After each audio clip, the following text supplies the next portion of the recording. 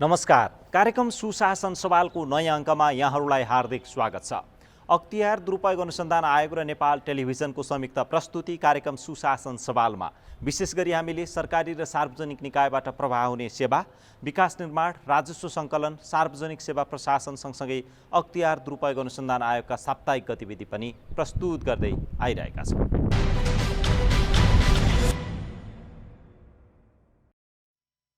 अख्तियार दुरुपयोग अनुसन्धान आयोगले मिति 2078 साल वैशाख 14 गते प्रधानमन्त्री कृषि आधुनिकीकरण परियोजना कार्यान्वयन इकाइ स्याउजोन डोल्पा कार्यालयमा प्रमुखका रूपमा कार्यरत प्रमुख खाँलाई 25,000 घुससहित नियन्त्रणमा लिएको छ। प्रधानमन्त्री कृषि आधुनिकीकरण परियोजना कार्यान्वयन इकाइ स्याउजोन डोल्पा कार्यालयका प्रमुख खाँले दाँते ओखरको बिरुवा उत्पादन गरे बापत कृषकलाई दिनुपर्ने अनुदान रकम भुक्तानीका लागि घुस माग गरिरहेको भन्ने सूचना एवं उजुरीका आधारमा आयोग कार्यालय सुर्खेतबाट गएको टोलीले 25,000 घुससहित नियन्त्रणमा लिएर थप अनुसन्धान गरिरहेको जनाएको छ।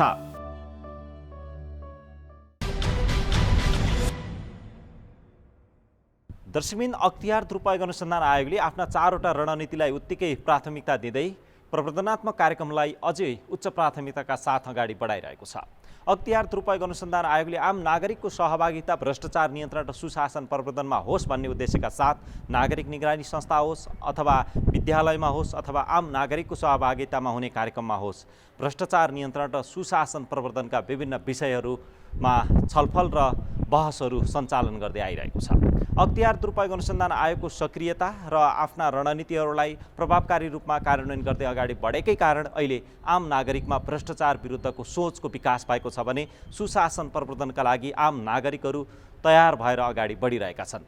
यसै सन्दर्भमा समाजमा कोही व्यक्तिले धेरै पैसा कमाउँदैमा सम्मान गर्नुपर्ने जुन हाम्रो परम्परागत सोचको विकास भएको छ त्यसको अन्त्य गर्दै पैसा अथवा धन सम्पत्ति गैर कानुनी पनि हुन सक्छ भन्ने एउटा छुट्टै सोचका साथ हामीले सबै धन सम्पत्ति आर्जन गरेका व्यक्तिहरू सम्मान गर्न लायक हुँदैनन् र छैनन् भन्ने अर्को पाटोबाट पनि सोच्नुपर्ने आवश्यकता औल्याइएको छ। यसै सन्दर्भमा अख्तियार दुरुपयोग अनुसन्धान आयोगले गरिराखेको कामलाई नजिकबाट नियालिरहनुभएका पूर्व सचिव पूर्णचन्द्र भट्टराईसँग गरिएको कुराकानी आजको श्रृङ्खलामा हामी समावेश गर्न गइरहेका छौँ। अब प्रस्तुत छ सोही कुराकानीमा आधारित यो सामग्री। समाजमा आर्थिक रूपमा सबल व्यक्ति तथा परिवारलाई सम्मानको दृष्टिले हेर्ने मानसिकता अहिले पनि छ। आम्दानीको स्रोत खोज्नुभन्दा पनि कुनै व्यक्ति वा परिवारले धेरै पैसा कमायो भने त्यस व्यक्ति र परिवारलाई समाजमा राम्रो मान्ने परम्परागत सोचाइ अहिले पनि विद्यमान छ। तर अब समय फेरिएको छ। धेरै धन सम्पत्ति हुने सबै परिवार र मानिस सम्मान गर्न लायक नहुन पनि सक्छन्। अर्थात् विभिन्न तरिकाले उनीहरूले जम्मा गरेको धन सम्पत्ति गैर कानुनी रूपमा वा भ्रष्टाचार गरेर आर्जन गरेको पनि हुन सक्छ। त्यसैले अख्तियार दुरुपयोग अनुसन्धान आयोगले गैर कानुनी सम्पत्ति आर्जन गर्ने जो कोहीलाई पनि भ्रष्टाचार सम्बन्धी मुद्दामा छानबिन र अनुसन्धान गर्न सक्छ। यस्तै गरी सम्पत्ति शुद्धिकरणमा पनि पर्न सकिन्छ। धेरै सम्पत्ति आर्जन गर्दैमा सम्मान गर्ने परम्पराको अन्त्य गर्दै भ्रष्टाचार गरेर वा गैर कानुनी रूपमा कसैले धन सम्पत्ति आर्जन गरेको छ भने त्यसका विरुद्ध आवाज उठाउँदै त्यस्ता व्यक्तिहरूलाई बहिष्कार गर्ने संस्कारको विकास गर्नुपर्ने पूर्व सचिव पूर्णचन्द्र भट्टराईले बताउनु भयो। कता कता समाजले पैसाप्रति देखाएको जुन आसक्ति हो त्यो चाहिँ एउटा बडा गम्भीर विषय छ र ठुलो चुनौतीको विषय छ। समयअनुसार यसको धारामा पनि परिवर्तन आइरहेको छ। मैले अघि भने यो समाजका थुप्रै अवयवहरू छन्, नागरिक प्रतिनिधिमूलक संस्थाहरू छन्। अब नागरिक तहबाट नै यसको बारेमा हामीले विचार परिवर्तन गर्नुपर्ने आवश्यकता छ। यसकारण यसको निम्ति हामीले सामाजिक परिचालन भन्ने गर्छौँ। सामाजिक सशक्तिकरण एउटा महत्त्वपूर्ण पाठ हो। यसको निमित्त चाहिँ समय लाग्छ। विकासको देशमा केही यस्ता अरू मुलुकहरूको यस्ता रोगहरू छन् र तिनीहरूले सघन रूपमा काम गरेर यसमा सुधार पनि गरिरहेका छन्। हामीले पनि अलिकति सघन रूपमा काम गर्नुपर्ने हुन्छ र नागरिक संस्थाहरू, नागरिक हितसँग सम्बन्धित, नागरिकका हक अधिकारसँग सम्बन्धित संस्थाहरूलाई कसरी क्रियाशील गराएर त्यो तहसम्म पुग्न सकिन्छ भन्ने एउटा कुरा हो। अर्को चाहिँ यो चाहिँ शक्तिमा जसरी पनि शक्तिमा पुग्न सकिन्छ, शक्तिमा पुग्ने माध्यम पैसा हो भन्ने किसिमको जुन किसिमको एउटा प्रवृत्ति देखिएको छ त्यो प्रवृत्तिमा पनि सुधार गर्न आवश्यक छ। जुन चाहिँ अख्तियार दुरुपयोग हुन्छन् आयोग एक्लैले गर्न सक्दैन, त्यसको निम्ति संसद नै अगाडि बढ्न आवश्यकता छ।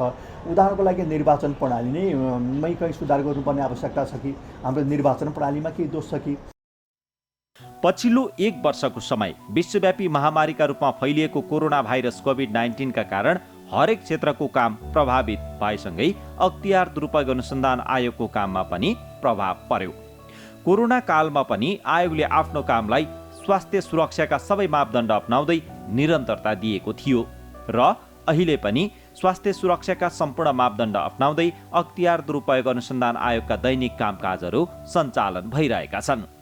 आयोगले सुशासन प्रवर्धन र भ्रष्टाचार नियन्त्रणका काममा आफ्ना हरेक क्रियाकलापलाई केन्द्रित गरेकै कारण सेवा प्रवाह र विकास निर्माणका काममा सकारात्मक परिवर्तन आएको पूर्व सचिव पूर्णचन्द्र भट्टराईले बताउनुभयो। अख्तियार दुरुपयोग अनुसन्धान आयोग नामैले पनि कामले पनि खास गरेर अख्तियार दुरुपयोग गरी भ्रष्टाचार गर्ने राष्ट्र सेवकहरूको विषयमा अनुसन्धान गर्ने स्वतन्त्र संवैधानिक निकाय हो। यसले आफ्नो स्थापना कालदेखि यही विषयमा केन्द्रित भएर काम गरिरहेको छ।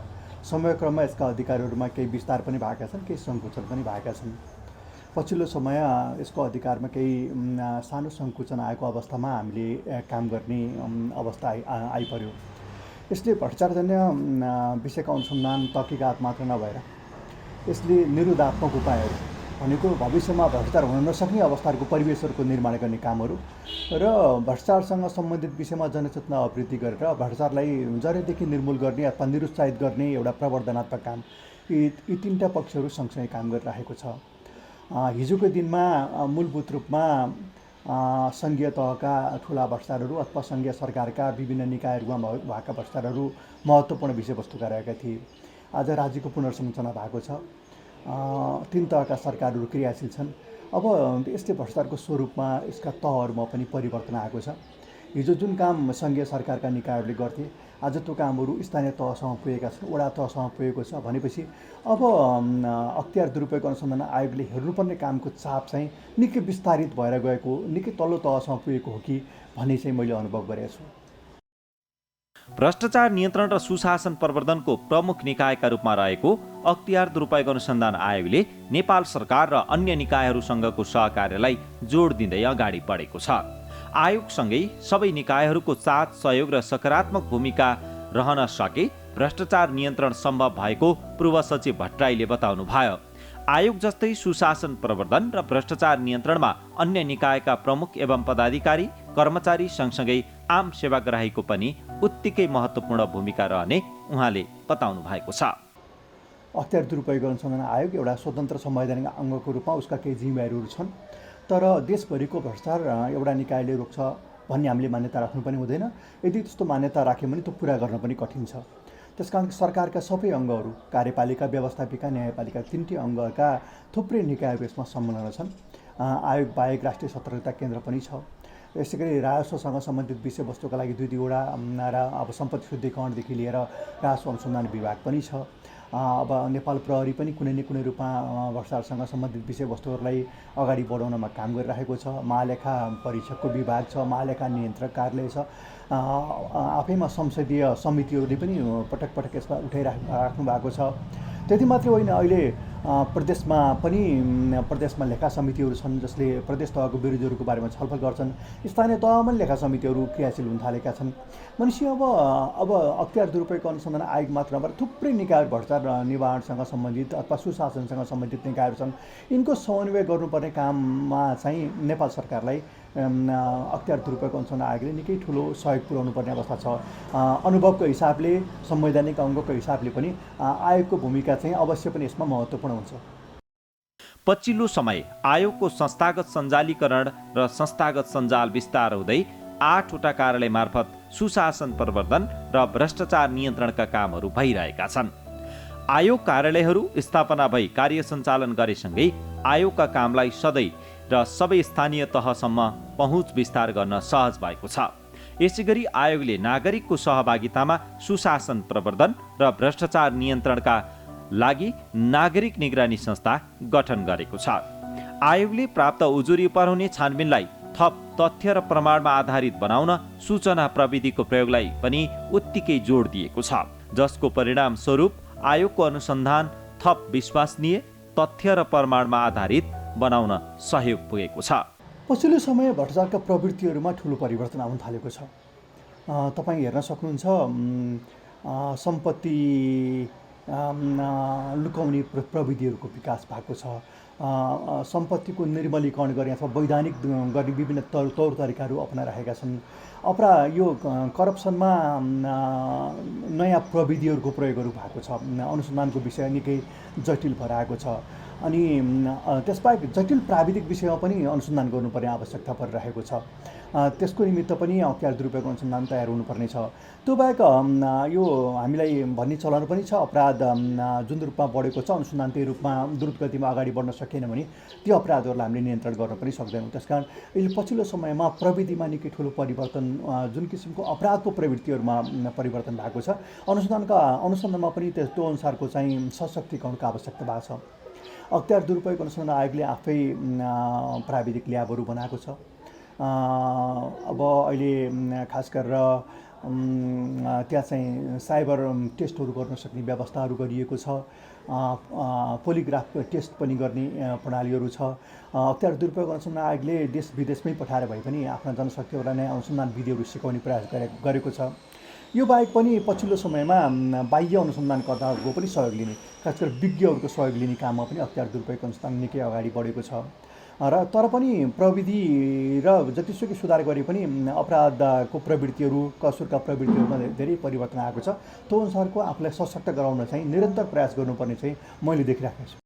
आयोगले अवलम्बन गरेको 4 खम्बे रणनीतिको प्रभावकारी कार्यान्वयनका लागि सबै क्षेत्रको साथ सहयोग अपरिहार्य छ। यसैगरी भ्रष्टाचार विरुद्धको अन्तर्राष्ट्रिय महासन्धि अन्क्याकको पक्ष राष्ट्र रहेको नेपालमा यसका आधारमा निर्माण गर्नुपर्ने कतिपय कानुनहरू निर्माण हुन सकेको छैन। यसका लागि पनि आयोगले पहल गर्नुपर्ने देखिन्छ। कतिपय भएका व्यवस्थाहरूको परिमार्जन र परिष्कृत गर्दै अगाडि बढ्नुपर्ने अवस्था पनि छ। त्यसैगरी कार्यान्वयनमा प्रतिबद्ध भएर लाग्न सके भ्रष्टाचार नियन्त्रण र सुशासन प्रवर्धन सम्भव रहेको पूर्व सचिव भट्टराईले बताउनु भएको छ। अख्तियार दुरुपयोग अनुसन्धान आयोगले गम्भीर रूपमा आफूलाई केन्द्रित गर्न आवश्यक छ।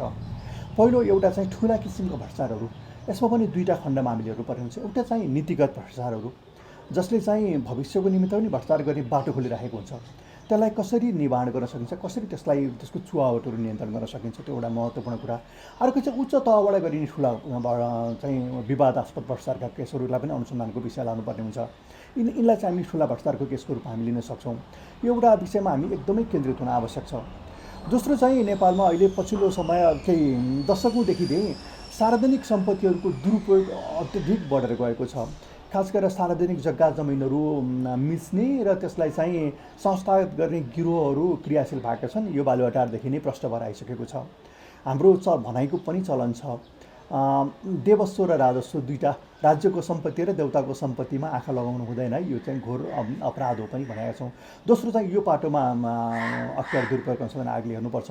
मैले देवस्व किन पनि भनेको छु भने थुप्रै हामी देवी देवताका गोठीहरू मासेर खाएको अथवा गलत तरिकाले प्रयोग गरेको अवस्था छ। जनकपुर यसको एउटा ज्वलन्त उदाहरणको रूपमा आएको छ। यस्ता केसहरूलाई अलिक गम्भीर रूपमा हेर्नुपर्छ। दोस्रो पाटो।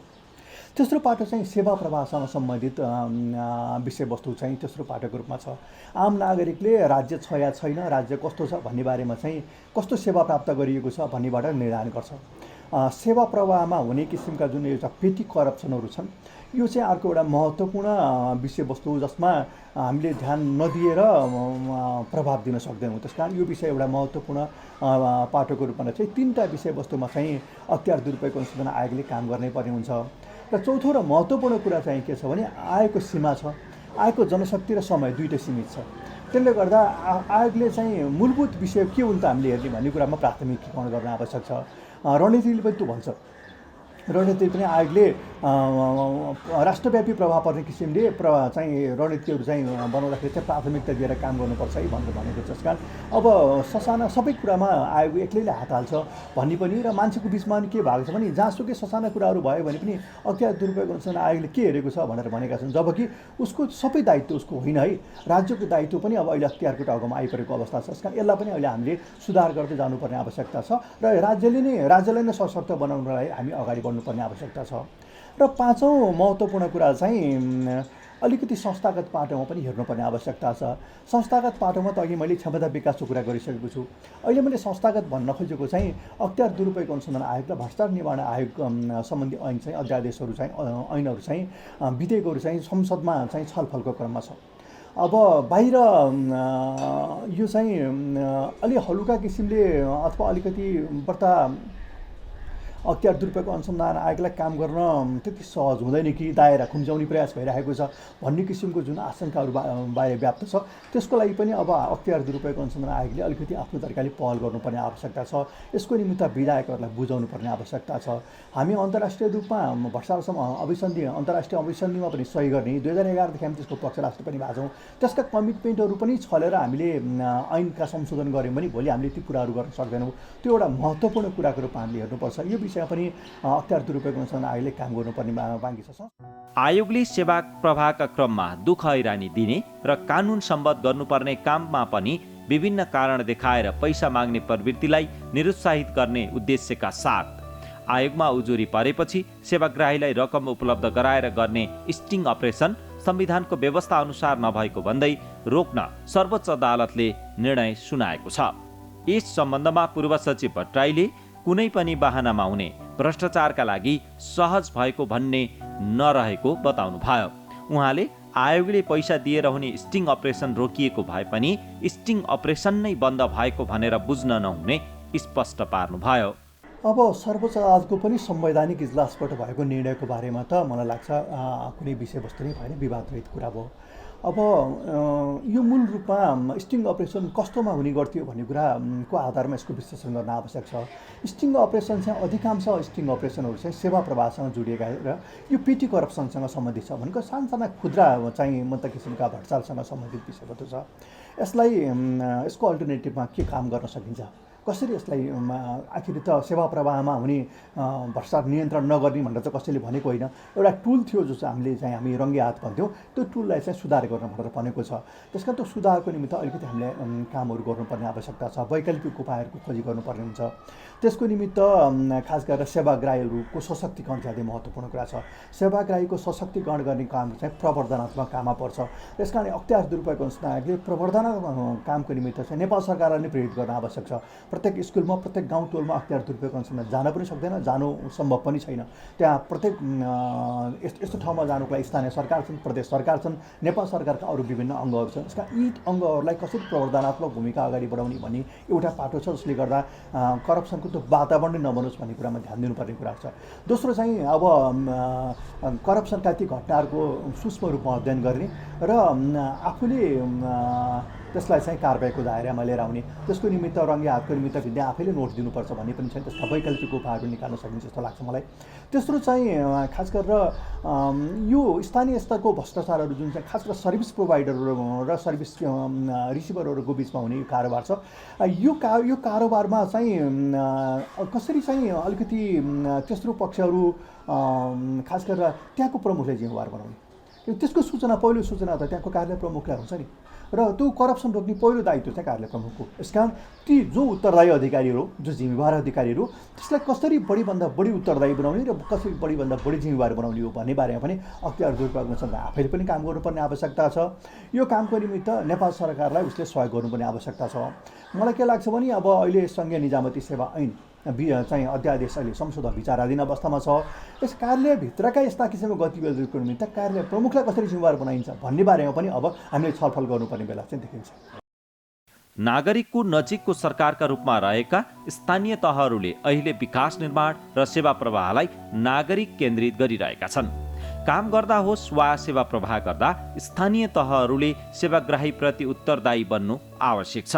अहिले 753वटा स्थानीय तह, 7वटा प्रदेश र सङ्घीय सरकार मार्फत विकास निर्माण र सेवा प्रवाह भइरहेको छ। आफ्नो गाउँठाउँमा हुने विकास निर्माण र आफ्ना जनप्रतिनिधिहरूले प्रवाह गरिरहेको सेवाका बारेमा कुनै कमी कमजोरी हुँदा नागरिकले आवाज उठाउनु स्वाभाविक हो। त्यसैले आम नागरिक आफ्नो क्षेत्रमा हुने विकास निर्माण र सेवा प्रवाहका बारे चनाखो बन्न सके सेवा प्रवाह र विकास निर्माणमा सकारात्मक परिणाम ल्याउन सकिने पूर्व सचिव भट्टराईले तर्क गर्नुभयो। भ्रष्टाचार एउटा प्रवृत्ति हो हेर्नुहोस्, यसको आम्दानी खर्चसँग यसको कुनै सरोकार छैन। उसको वैयक्तिक आम्दानीसँग यसको ठुलो सरोकार जस्तो मलाई लाग्दैन। तपाईँले हेर्नुभयो भने सानादेखि ठुला तहसम्म यसको गहिरो जरा गढेर बसेको छ। यो एउटा प्रवृत्ति हो। चाँडै धन कमाउने जुन लालसा मान्छेहरूमा छ, शक्तिप्रतिको लालसा छ, यसले भ्रष्टाचारप्रति हामीलाई लिप्त गराएको पनि छ।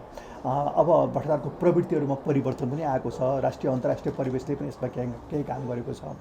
अब हाम्रा संस्थाहरू एउटा मात्रै निकाय यसमा क्रियाशील भएर हामी यसमा नतिजा प्राप्त गर्न सक्दैनौँ। यसका राज्यका समग्र निकायहरू यसमा क्रियाशील हुन आवश्यक छ। सँगसँगै इकोनोमिक ग्रोथ, खास गरेर आर्थिक समृद्धिहरूमा हामी जति अगाडि बढ्दै जान्छौँ यसको दर पनि बिस्तारै नियन्त्रण पनि हुँदै जान्छ। यतातिर सामाजिक हिसाबले पनि अगाडि बढ्छ र हाम्रो आर्थिक विकासका गतिविधिहरू जति विस्तार हुँदै जान्छन् हाम्रो सोचमा पनि त्यसले असर गर्न सक्छ। परिवेशमा पनि यसले सुधार लिएर आउँछ। बिस्तारै यसलाई नियन्त्रण पनि गर्दै जान सकिन्छ। तर यसको निमित्त चाहिँ एउटा एकीकृत प्रयास आवश्यक छ, जसलाई मैले अघि भ्रष्टाचार विरुद्धको रणनीतिको मैले कुराकानी गरेँ। नेपाल सरकारले त्यसलाई जारी गर्नुपर्ने आवश्यकता छ। अर्को चाहिँ एउटा भ्रष्टाचारलाई प्रोत्साहित गर्ने चाहिँ कता कता हाम्रो सामाजिक जीवन मात्रै नभएर हाम्रो राज्य प्रणालीभित्रका सार्वजनिक प्रशासन पनि हो कि जस्तो देखिएको छ। त्यसको निमित्त खास गरेर सदाचार नीति नेपाल सरकारले तर्जुमा गरेर मस्यौदा अहिले निर्णयको पर्खाइमा छ। यो सदाचार नीतिले खास गरेर सार्वजनिक पदमा बस्ने मान्छेहरूको ले गर्नुपर्ने काम र गर्न नहुने कामहरूको बारेमा बडा राम्रोसँग उल्लेख गर्ने प्रयास गरेको छ। त्यसकारण यस्ता सदाचार नीतिलाई पनि नेपाल सरकारले चाँडोभन्दा चाँडो स्वीकृति गरेर सार्वजनिक जीवनमा बसेका मान्छेहरू सदाचारी भएर उदाहरणको रूपमा प्रस्तुत भयो भने यसले समाजमा पनि असर गर्छ जस्तो मलाई लाग्छ। भ्रष्टाचार मान्छेको भित्र पनि गढेको विषय हो। हेर्नुहोस्, यसलाई शिक्षा प्रणालीबाटै सुधार लिएर आउने, यसको जग चाहिँ शिक्षा प्रणाली हो। शिक्षा प्रणालीमा जति सुधार हुन्छ यस्ता विषयहरूमा हामी धेरै परिवर्तनहरू गर्न सक्छौँ। त्यो बाहेक अरू थुप्रै विषयवस्तुहरू छन्, जस्तो सेवाग्राही र सेवा प्रदायकको बिचमा आम्ने सामने नभइकन सेवा प्राप्त गर्न सक्ने अवस्था आयो। डिजिटलाइजेसनको युग यही हो होइन। आज हामी थुप्रै सरकारी कारोबारहरू पेमेन्टको कुराहरू गरिरहेका छौँ, अनलाइन सर्भिसको कुराहरू गरिरहेका छौँ, रिमोटमा बसेर पनि हामी कामहरू गर्न सक्ने डिजिटलाइजको कुराकानी गरिरहेका छौँ। यी एउटा महत्त्वपूर्ण टुल्सहरू हुन् जसले आम्ने र सामने नहुने बित्तिकै विधि र प्रक्रिया बमोजिम सेवा प्राप्त गर्ने कुराहरू आउन सक्छ। तर हाम्रो जस्तो देशमा चाहिँ खास गरेर व्यक्तिको उपस्थिति र स्वविवेकको प्रयोग गरी जति रहन्छ त्यसले भ्रष्टाचारलाई चाहिँ मलजल गरिरहेको हुन्छ। स्वविवेकको अधिकारहरू यसको निमित्त एउटा महत्त्वपूर्ण कुरा हो। उत्तरदायित्व नहुने, स्वविवेकको अधिकार बढ्ता हुने भनेको भ्रष्टाचार मलजल पाउने अवस्था हो। यसकारण यो विषयलाई चाहिँ हामीले हाम्रो विधि र प्रक्रिया बमोजिमलाई बिस्तारै नियन्त्रण गर्दै जान सक्छौँ। भ्रष्टाचार, ढिलासुस्ती, अनियमितता लगायतका कुराको विरुद्ध आवाज उठाउनु तपाईँ हामी सबैको दायित्व हो। सानो होस् वा ठुलो, कुनै पनि भ्रष्टाचार र अनियमितता समाज र देशका लागि घातक हुन्छन्। त्यसैले भ्रष्टाचार र अनियमितता भएको देखियो र पाइयो भने आजै होइन अहिल्यै खबर गर्नुहोस्, जसले तपाईँ हाम्रो गाउँ ठाउँमा हुने विकास निर्माण र सेवा प्रवाहलाई प्रभावकारी बनाउन सहयोग पुग्नेछ।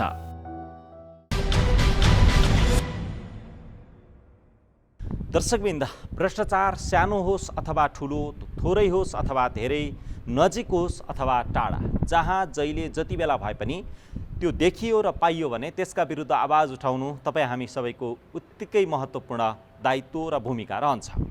जब तपाईँ हामी सबैले भ्रष्टाचार विरुद्ध आवाज उठाउँदै अगाडि बढ्न सक्छौँ, जब तपाईँ हामी सबैले सुशासन प्रवर्धनका लागि आवाज उठाउँदै सहभागिता जनाउन सक्छौँ, तब मात्रै हाम्रो समाजमा भ्रष्टाचारको अन्त्य हुनेछ र सुशासन प्रवर्धन र भ्रष्टाचार नियन्त्रण हुँदै जानेछ।